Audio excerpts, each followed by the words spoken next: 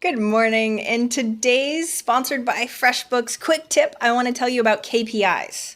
Have you ever heard of a KPI?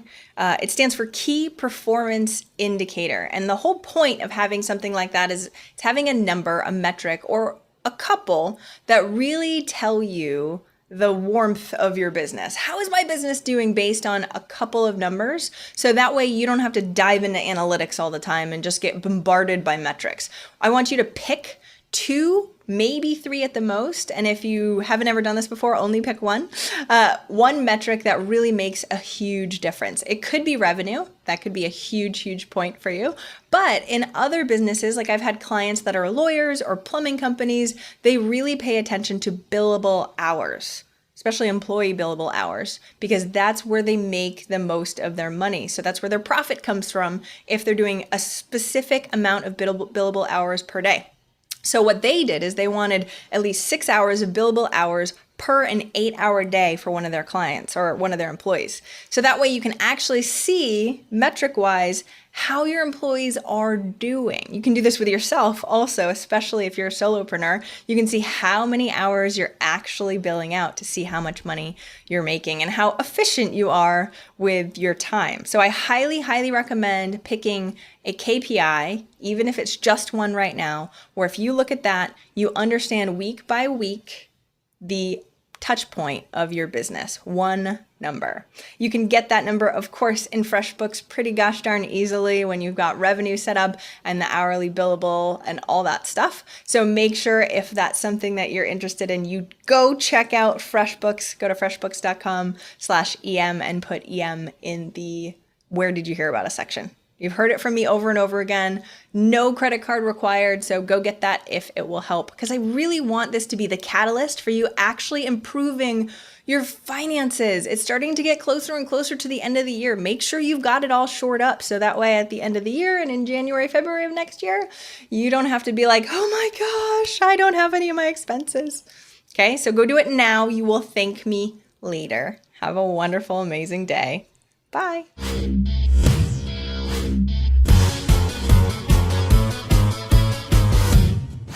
Welcome to Eventual Millionaire. I'm Jamie Masters, and today on the show, I'm trying to keep a straight face as much as humanly possible because my very good friend Ryan Moran is dancing and trying to mess me up on purpose. He runs Capitalism.com, It's so hot. You love it, Jamie. which is so impressive. You need to stop. He told me in the beginning that I can say his bio is he's very hairy and funny, but he's also ridiculously awesome and runs Freedom Fastlane.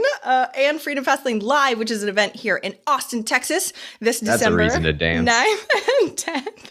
All right, I'm done. Thank you so much for coming on the show today, Ryan. We need positivity today. The world feels so gloomy and dark in the world. So let's dance it off. Oh dance it off, Jamie. Okay, there we go. So we have no music and I'm dancing. You guys have to be watching the video. Otherwise, this is awkward and weird. So let me say this. I looked at my schedule this morning. It is the day after the election that we are recording this video. And I see my friend Ryan from Capitalism.com. Are we going to talk about politics and or not? Sure. But that's not why I'm dancing, just so we're clear. Okay, why are you? I think we've got to talk about it, right? Okay, we're gonna, how do you not? Yes. So first of all, why are you so happy? Second of all, tell me about capitalism.com, and I want you to define it in your way, because I feel like you're the man. I feel like you're the guy that's going to change some stuff. So thank you. I can do a lot of push-ups. The reason I'm so happy is because I choose to be. And you know, I know a lot of successful people who are really friggin' miserable. And the thing that I see different about the ones who are really happy is they practice active appreciation and they just choose when they're going to be happy. So that's the answer to your first question. Capitalism.com is just the idea that the best way to make the world a better place, the best way to change the world is to make a lot of money. Because by the byproduct of you changing the world, you make a lot of money. I think the profit motive is the best way that we solve every problem. I don't care if it is global warming or energy or poverty, or I don't care what it is. Whatever problem you want, the best way for you to solve it is through the profit motive. I would challenge just about anybody to give me a problem that could be better solved by government, with the exception of defense. This is the one area that I will say that's why a government exists. But apart from that, every problem that we argue about on a regular basis could be solved better by private markets and the profit motive. That's why entrepreneurship is so important. That's why conversations like this, by you humanizing capitalists, because most of the world thinks that it's just a bunch of greedy one percenters who are hiding behind some wall somewhere. That's why doing what you do is so important, because the more entrepreneurs we have, the more problems we solve, and the better world that we have. Boom sauce. Drop the mic. All right. So one of the reasons why... Not really, though. We actually need a mic for another half an hour or so. Just for a little bit. We're totally going to get off topic. Okay. So what I want to say, though, is one of the reasons why I started this to begin with was to have more people with integrity have the money, right? Because I think that's what you're saying. That's a huge piece. We need people that actually care about other human beings in order to have sort of the leverage, right? Yeah. But I think that in today's world, that is becoming almost automatic. Like you have to create value in order to be successful. And the only exception to that is when enterprise gets in bed with government, because then you have distorted markets.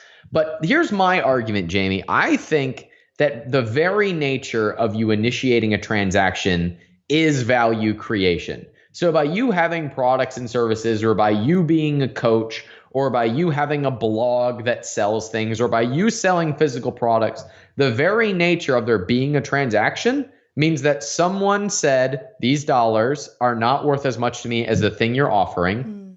And providing you do what you promise, then you have created more value.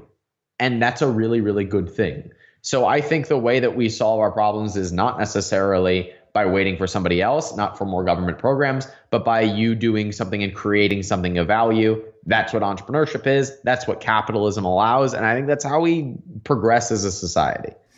Okay, so what I want to do with this interview is I actually got a text from one of the small business owners that I coach, and he was sort of asking, he's like, personal question here, and is so poignant, literally 10 minutes before we hopped on the line. Like, what does this election mean for small business owners? Not millionaires, not people with a ton of money, but like the small business owner with the family. They're like, does it even matter Democrat, Republican at this point? What the heck is the point, and what do we do, and what do you think the predictions are, besides being happy anyway? Well, I mean, I totally was wrong on this election in terms of my predictions. So you probably don't want to listen to my predictions. Although I did call for the Cubs to win the World Series at the beginning of this year, but I got the election wrong. So here's my take. My take is very similar to Jim Rohn's back in, I think it was 1989, after the 88 election.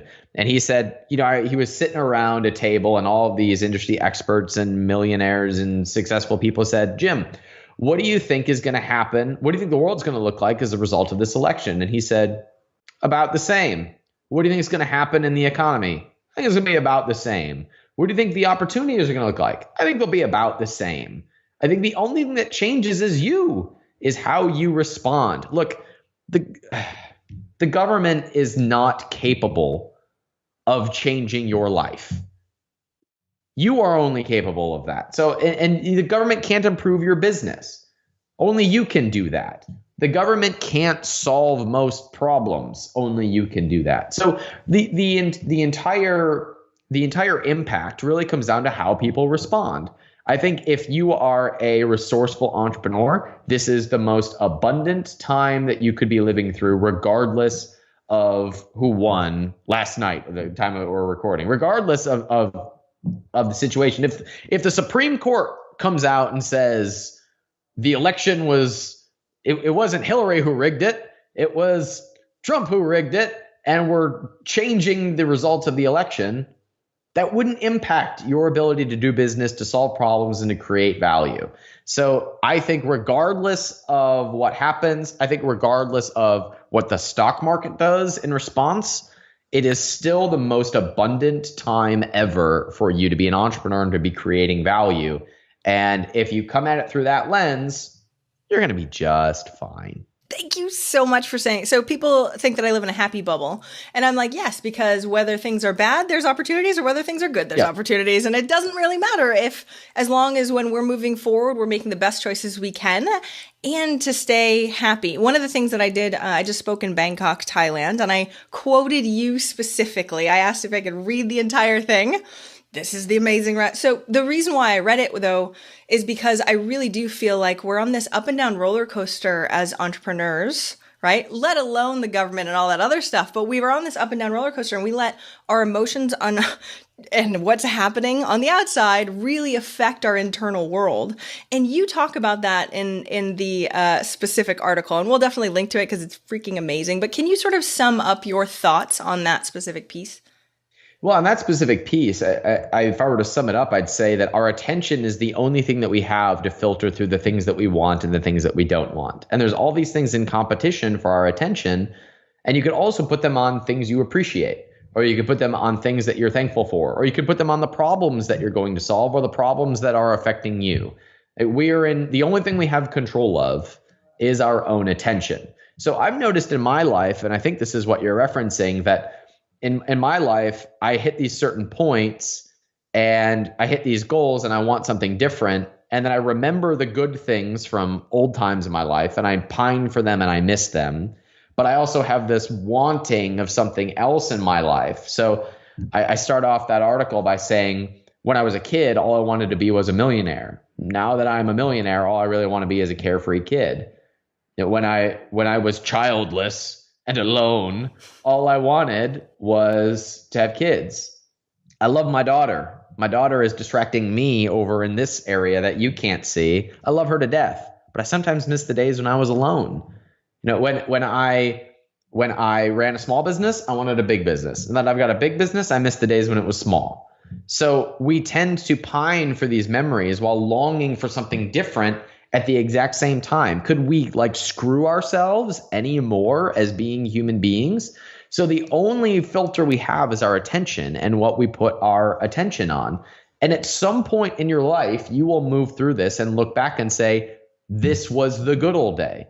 At some point, the future will come and you will look back on today, something in your life right now, a relationship you're in, something that you're hustling, that thing you're working so hard for, the investment that you made, the conference that you went to, the people that you listened to, and you'll say, man, remember when things were so good? For example, when we were going through this election, at the peak of all the hostility, I turned to a friend of mine. I was like, how good does Mitt Romney look right now? And he says to me, oh man, I would do anything for Mitt Romney right now. But at the time of the election, Mitt Romney was the boring, out of touch candidate that nobody relates to, right? And now we're at a different point and we look back and we're like, how good does Mitt Romney look? Those were the good old days. Now, heaven help us if 8 years from now we're looking back at just the hostility and the nastiness of this election and saying it's the good old days.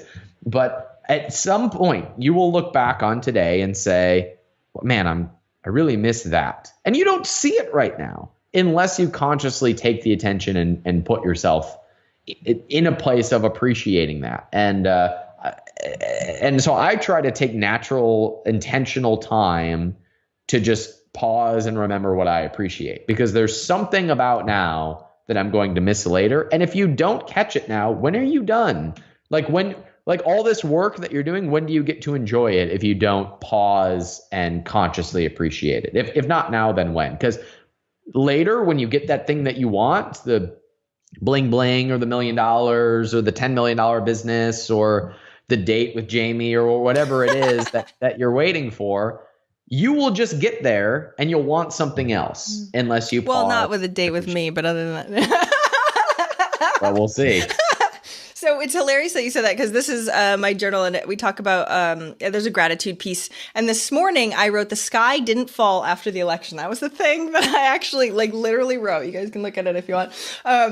Because I really feel the exact same way.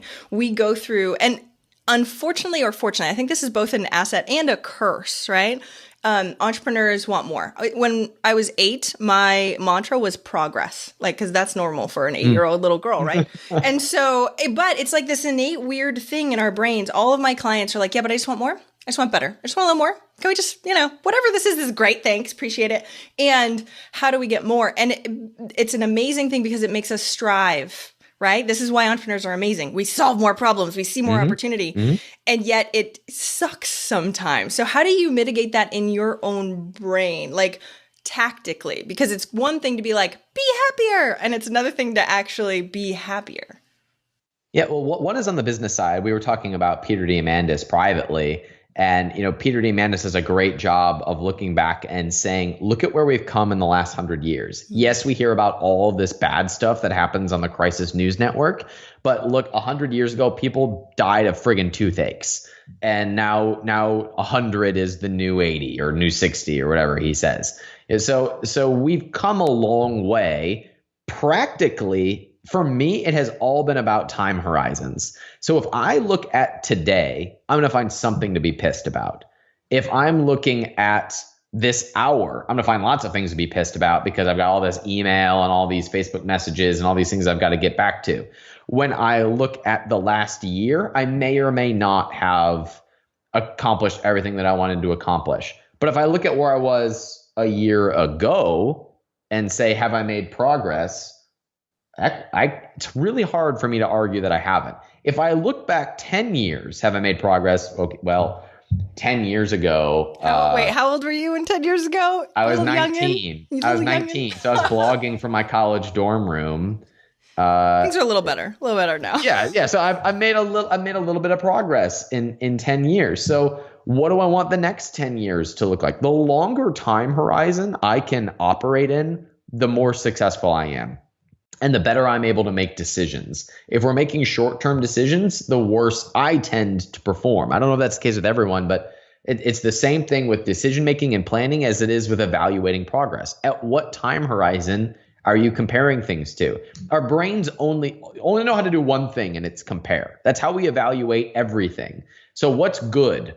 Whatever bad was. What's hot?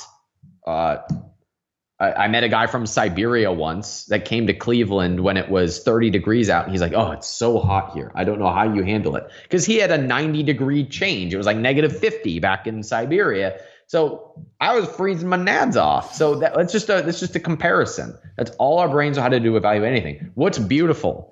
What's ugly? What's good, bad, successful? It all depends on what you are comparing yourselves to. Fact, Facebook causes depression. Why? Because we are inundated with all the happy things that other people are doing, all the great memories. I had a really crappy day once. This was like 2 weeks ago. I had a really crappy day. I was feeling really miserable. And I took one picture with my daughter that day. And everybody was like, man, it looks like you had a really great day. I was like, no, mother liquor, I had a terrible day. That was like my one good spot. Like, man, you must be happy all the time. That's all we see is everybody else's happy stuff. So naturally, if we feel bad for a hot second, we're going to think that we're the only one that is miserable. So if our brains only know how to do is compare, then you can manipulate the game and just change what you compare yourself to. For me, the best solution I've had for that is comparing myself to a previous version of myself on a long time horizon. So tactically, that's how I manage happiness. I adore this. And it's funny, I heard somebody call Facebook Nosebook.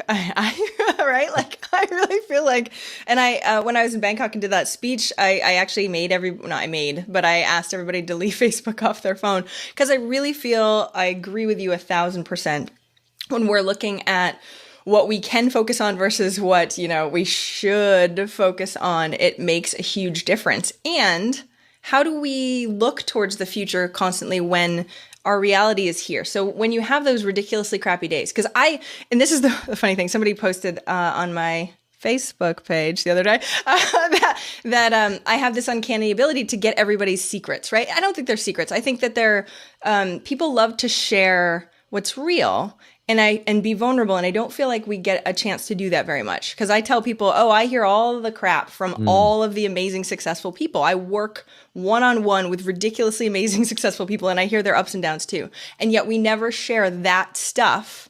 And it is so freaking common. I mean, I spoke about vulnerability. I spoke about relationships. I spoke about my divorce in Bangkok. And people came up to me telling me that they were battered by their girlfriend, by like huge successful people, like crazy stuff where we never share this. And yet everyone is going through it. And then we feel like we're the idiots. You know what I mean? Going like, oh, how come I can't figure this out? Nobody can figure this. No, everybody has ups and downs. So when you are in it and there are crappy things, How do you bring that perspective back up? Are you just constantly reminding yourself, like on your crappy day 2 weeks ago, what the heck did you do to try and make it better? So I was just speaking with Cameron Harold. I call him the $100 million man because he's taken, I think, 3 companies from like 1 million to 100 million. He's just like the master. And he's great for my audience because I speak with a lot of brand builders and physical product sellers. And he has clients that he works with to take from 1 to 2 million to 50 to 100 million. He's just got a knack for this. But I was talking with him and he's got this rare ability of making things grow through removal, not through addition. So our temptation is to always add stuff to the mix, right? And just blend more up and have even more stress. Something's wrong, so I got to fix it, so I got to do more. And he's got this unique ability to remove things. He and Dan Sullivan are the only people that I've seen be able to do that of, oh, this is what you're doing. Why don't you remove this and then you'll go faster? And I never thought to do that. So I asked Cameron, I was like, well, with this unique ability of yours, do you ever get stressed or are you just happy all of the time? And he's like, is that a joke? It's like no, like you must just never get stressed, right? And he's like, I'm going to botch this, but he said something effective like, I was clinically treated for anxiety for being like high strung and stressed all of the time. And I was like, whoa, okay, hold on, back up the bus. Because let's talk about this because I fully expect you to be like, no, I'm just pretty much happy all the time. And what he said to me was that going and he actually has a chapter about this in his book Double Double, but he basically analyzes at certain stages of the entrepreneurial roller coaster, you're going to be good at certain things and you're going to really suck at certain things. So you are going to really suck at PR and selling when you're in the dip of your entrepreneurial career. When you're in like the stupid, ignorant optimism where everything's great, nothing's ever going to be a problem, that's when you should be selling. That's when you should be doing PR. It's a really bad idea to look at your team when you're in a bad mood because you'll want to fire everyone. Everybody's an idiot when you're in that space. So there are certain times when you just feel really powerful, and there are certain times that you feel really powerless. A good piece of advice that I got from Greg Reed was he said, you never make big life decisions when things are going poorly. You wait until like you get through that time. You wait until you're back on the up and up. And that's when you can actually make good decisions. And forgive me for beating a dead horse and being a broken record, but I have found that the greater horizon that I can look at in terms of time, that's when I'm able to make really good decisions. So you operate within the capacity you have at that time. You make your best decisions within that long horizon, and you actively appreciate the good things that are going on every day because there's always something to be thankful for. There's always things to appreciate. It's like I like to go into the office when I'm in a particularly annoyingly good mood. Say it's a big day today, guys. Why? Because it's today. Like there's always something that we can appreciate. You always have a choice in today. So there's never a reason to be down and out. I love your attitude. You're one of the only other people that is as happy as I am consistently by default. But I think that's the funny thing is that when I started getting into business, I thought feelings were negated. So I'm trying to get in touch for a female, not so in touch with my feelings, been working on this for a ridiculous long time. Funny thing is when I started doing these interviews, over and over and over again, people are talking about their feelings. And I was like, what does that matter? But it really does. Because like you said, on an up day, we make different decisions than on a down day. Right. And so how, number one, do we figure out what day to do what? Or what season of your business to do what? I feel like that's where the sweet spot is of people trying to figure out this whole rigmarole of business. I'm going to answer that by saying if you're making a decision because you're reacting to something, it's usually a really bad decision. If you are making a decision because you are planning something or planting something, or if you are just watering a seed that happened a long time ago, that's usually a good thing. So it's kind of silly of a practical example. You and I both run successful podcasts, right? How many people in the last year were like, I'm going to start a podcast because I see everybody else starting a podcast? Oh my gosh, I get so many emails. Yes. And I'm like, wait, let me say this story because I feel like this is extremely important at this moment. One of my mentors, futurist, amazing, I just had him on my show, was like, Jamie, I want to start a podcast. And I go, who's your audience? And he goes, Fortune 100 CEOs. And I go, do they listen to podcasts? And he said, no. And I'm like, okay, thanks. He's like, okay, there was a 2-minute conversation. Done, right? Sorry, continue. And I had a conversation with Jordan Harbinger, who runs an even more successful podcast. And I said, what's the secret to your podcasting success? He said, start in 2008. That is the secret to my success. Darn it, man. We hate you, Jordan. No, I get it. Really. I get it. Yeah. So if you are reacting to something or chasing an opportunity and you're not willing to commit a year of suckitude to that commitment, then you're probably reacting to something. If we look at YouTube channels, businesses, Amazon products, retail stores, everything has some sort of a timeline, usually 12 months or more, of proving the concept before it's successful. So are you willing to do that? Are you willing to either plan or water that seed that you planted? If you're reacting, you're operating through the croc brain. You're reacting to some sort of fear-based part of you that is seeing fear and then needing to make a reaction out of that. So I know I get the most stressed when something happens and my reaction is, now I need to go sell something. My sales process sucks. And then I react to something else along the way. And my team is like, where are you taking us? So if you're reacting to something that is happening outside of you, rather than intentionally deciding or working the plan that you already decided, that's the difference. That's the difference in time horizon, because we react to things for 24 hours. We plan and water for 12 months. And that's the difference. I know one of my greatest friends, when I'm like, she's like, go take a nap. And I'm like, okay, right? Like, I'm too stressed to nap. I know, seriously. But being able to try and do all of those things and then know that this too shall pass. I mean, it's so simple and yet so poignant for everything that we're absolutely doing. And know that the sun will come up tomorrow and all will be well in the world eventually. So let me ask you this, because I know we talk about the future, and you have Peter Diamandis coming to your event, which I am so excited about. Everybody come to Austin. You can hang out with me, and most likely see Ryan and all of his gorgeousness, right? That was good.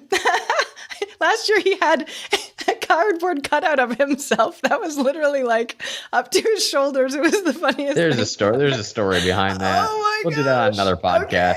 Oh my gosh. But there's going to be amazingness when we're there. One of the reasons why I'm really excited, though, is Peter Diamandis, because he talks about the future of technology and where we're moving. And I know you like that, too. So let's tell, especially the business owners that sort of aren't in this world of really paying attention to this, tell us a little bit more about that. We've done this a little bit before with you on the show and a couple other people. But I want to revel in the excitingness of what is coming in the future. So give us your enlightenment. Yeah, I think the 9-to-5 job has been disrupted at this point. I like to call it a dinosaur. It is basically going away. And what we have done is we've freed up all this creative output that is now we're starting to see the results of.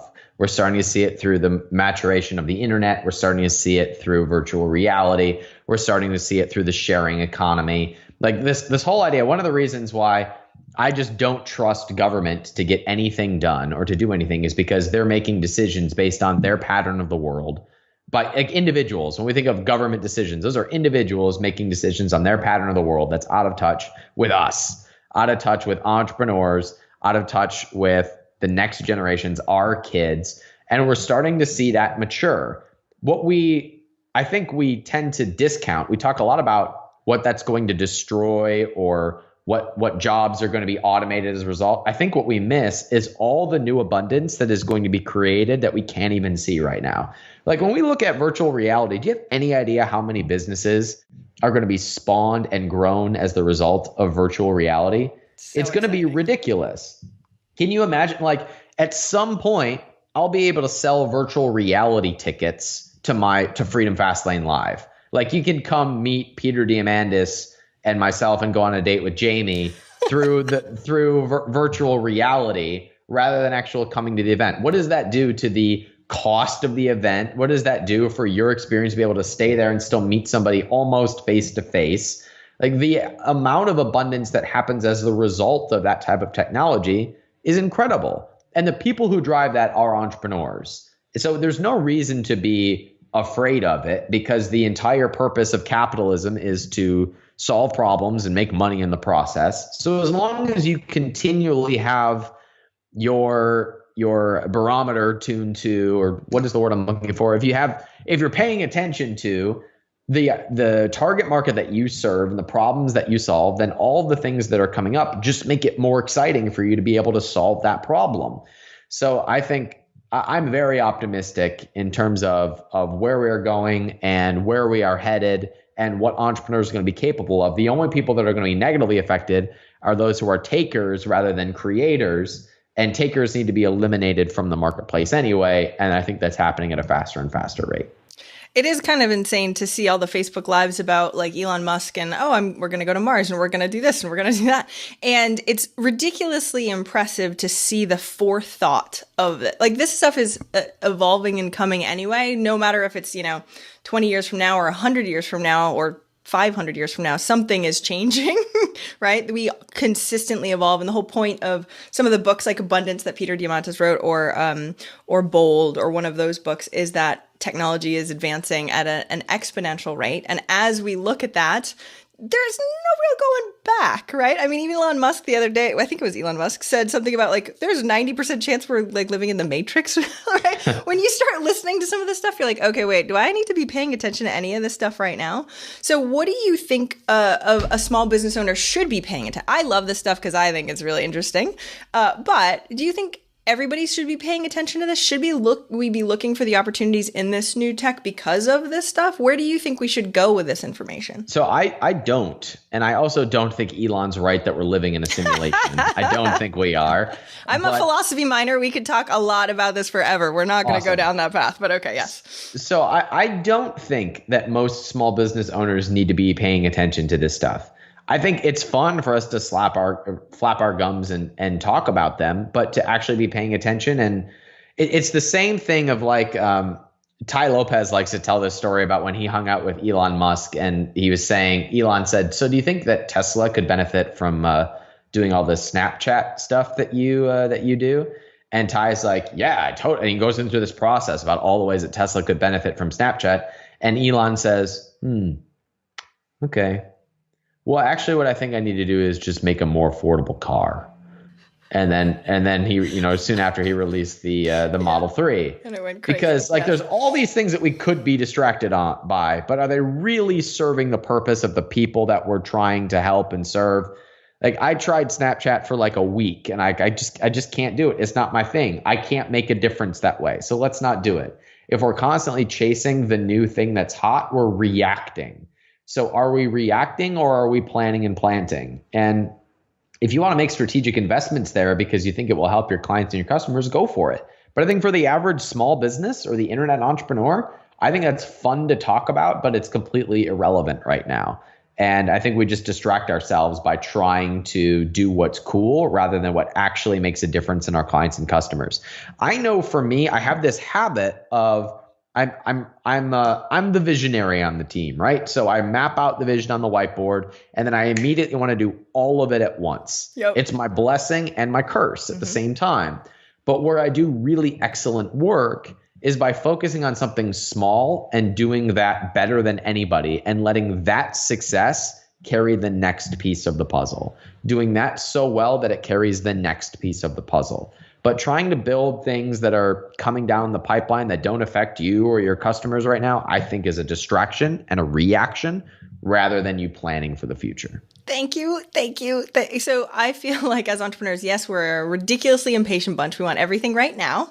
And we feel like we can do it because we're so capable of so many things. And then we split our focus like crazy. So I recommend the book Essentialism over and over and over and over again. But it's sometimes when we're in it hard to see the forest for the trees, especially like just a few minutes ago, we were talking about Jordan Harbinger and how we should have started a podcast in 2008. Well, how do we know if that was the thing for us upcoming if we don't know what's upcoming? And that's why we feel like we need to be wide instead of deep, which I think is hard to determine because we're consistently being battered with all of the new and the shiny and that's what we love. We're entrepreneurs. We love new and shiny.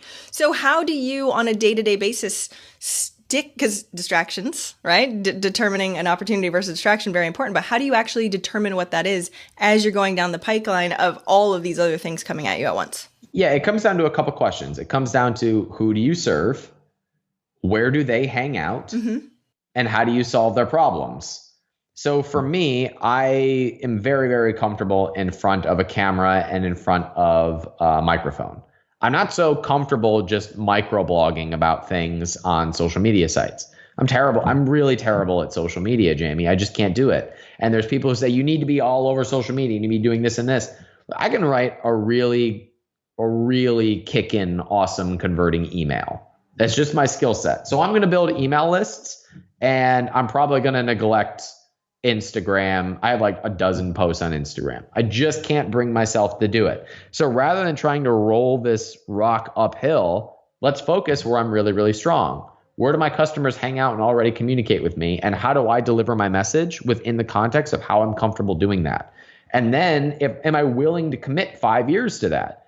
Am I willing to do that for 5 years before I expect any sort of a really awesome result? Because that's what it's going to take. When I started podcasting, I said, I will do this for a year before expecting any sort of an awesome result. Most people can't do that. Most people stick to it for 9 weeks. They fall out of new and noteworthy on iTunes. And then it's, oh, I'm so sad and lonely. And now I'm going to chase the next thing.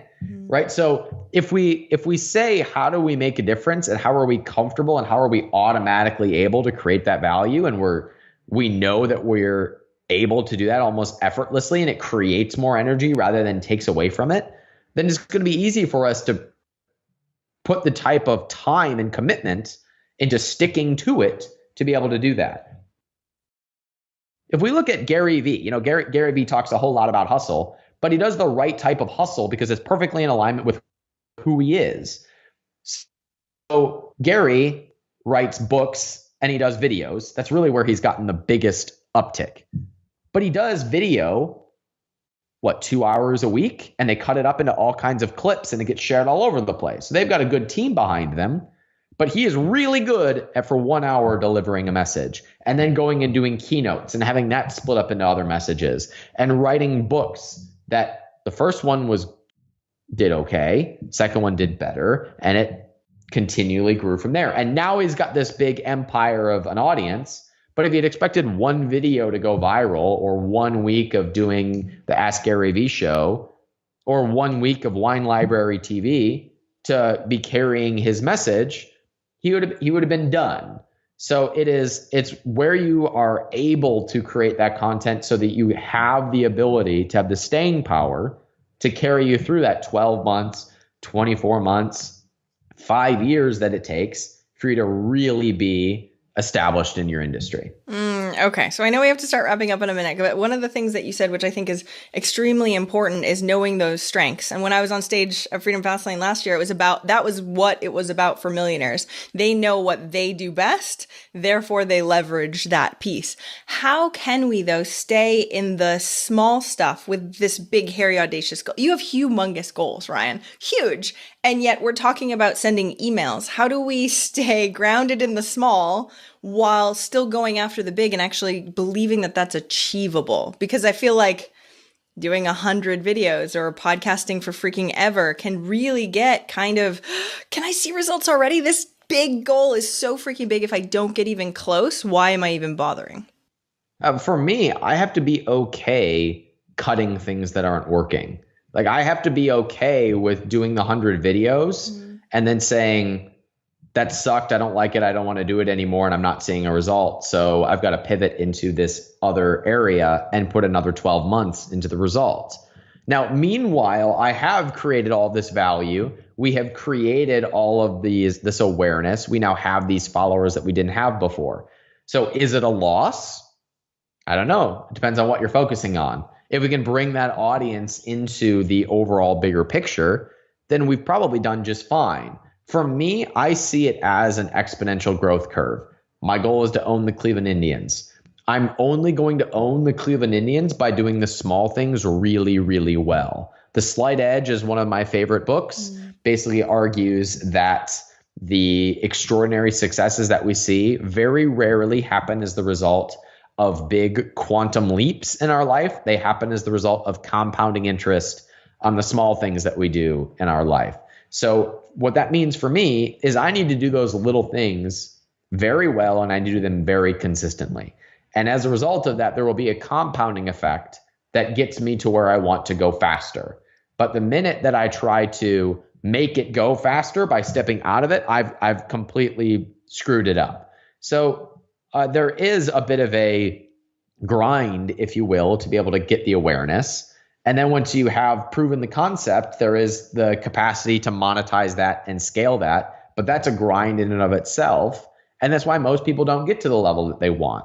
So I think the way that you stay humble in the little things is realizing that there's a compounding effect to you being in that. And the only way you can justify that is if you enjoy it, or if there's some aspect that you are willing to commit to because you think it's going to lead somewhere.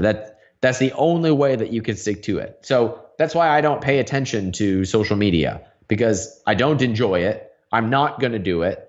And if I try to do it, I'm going to mess it up. But I can create value, and I can create content, and I can create a platform, and I can do events, because I will enjoy that, and I can do that for 20 years regardless of if there is a result. And because of that, there will be an amazing result. What you do and the choices you make today matter for everything and what you choose to focus on. I adore this, and you know how much I adore you, Ryan. We need to start wrapping up, so I'm going to ask you the same last question. This time I didn't give you a heads up, but you've been on the show before, so you should know this. What's one action listeners can take this week to help move them forward towards their goal of 1 million? I would look at what you are doing over the 5 or 6 day work week and where you are putting your attention and your time, and saying which one of these is planning versus reacting. I think when we are posting in response to the election, unless it is because we are delivering the same value that we have committed to our clients and customers, that's probably a reaction and a distraction. So I'd look at what are the things that we're doing right now that we're reacting to, and cut those out in favor of planning for things that are going to get us to that 1 million. I adore this. The only comment I ever did on Facebook last night was the I vote Ryan Moran. So when you run, you have my vote, sir. Thank you, 2048. When you're looking at you and how people can follow you and really pay attention, because you do have an amazing message that I think a lot of people should hear, not only on capitalism.com, but in life in general. Where can we find out more? How do we find tickets for Freedom Fastlane Live? Tell us all the stuff. Pitch, Ryan Ran. So we do an event at the end of the year called Freedom Fastlane Live, where we bring in those who have actually done what it is that we all want to do, which is creating big companies that change the world and make money in the process. And then we distill their strategies and deliver them to the most productive people in the world, which are entrepreneurs. So we take those who have gone from 0 to 1, 1 to 10, 10 to 100 million, and then we take their strategies, boil them into one experience. So you walk out with a plan that is actually going to take you to the level that you want. I did Freedom Fastlane Live because I have experienced almost all of my major up levels have been the result of two things: going to events and building relationships. But I think that most events suck at both of those things, at creating an experience that is both stretches me and allows me to connect with people. So I just decided to build the one that I wanted to go to. So Freedom Fastlane Live is where you actually demystify the things that you think are impossible. They become very normal and real to you. You meet the individuals who are doing it because they're attendees at the event, and they walk off stage, you go with them, you have chicken skewers with them in the VIP room. And at the same time, we intentionally connect you with people who are in your industry or at your level. So you go to structured networking dinners, you go off to certain breakout sessions with those who that you're going to connect with. They're going to get you to the next step of where you are. And you also take the strategies that are going to take you from 0 to 100 million in every stage in between. I believe that financial freedom comes from building a business and investing the profits. So we do panels of new businesses and how they're launching. We're doing an investment panel on passive income and what they see coming for the economy in 2017. So you walk out with the plan to build a business, invest the profits, grow it and scale it from individuals who are doing it. You mentioned Peter Diamandis. There's also Jesse Itzler, who was buying Zico coconut water, and Marquis Jet. He sold them to Warren Buffett and Coca-Cola.